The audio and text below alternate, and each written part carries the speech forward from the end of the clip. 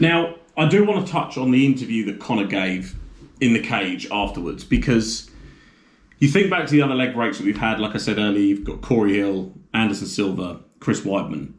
All three of those guys were in absolute agony when their leg broke. Absolute agony. And rightly so. I can't imagine my shin snapping in half. Conor McGregor, to his credit, regardless of what he said in the interview and how he conducted himself and things like that, sat there on the floor with a snapped leg and gave a 1.5-minute interview to Joe Rogan.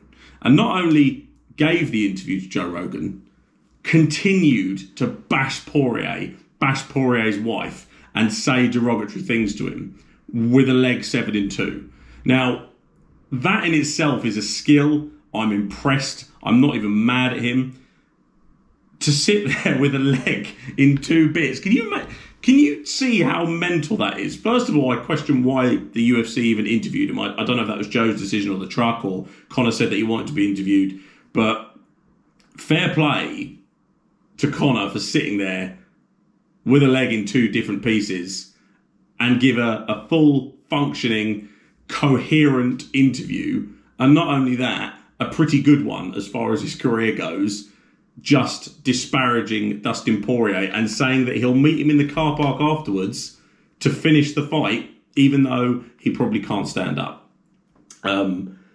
Just a little thought on that, because, regardless of what he said, that's impressive if you ask me. And I think Ronda Rousey came out and said sort of the same thing. Not too many people seem to have picked up on that, but I, for one, thought that the fact he could talk, I'd be screaming in agony. I've seen people at football break their leg and all sorts of impacts. And I guess perhaps maybe if you have the kick and it snaps straight away on impact, perhaps that's more painful than if you just kind of fracture it. I don't know, but either way, I was impressed with the fact he managed to get through that interview.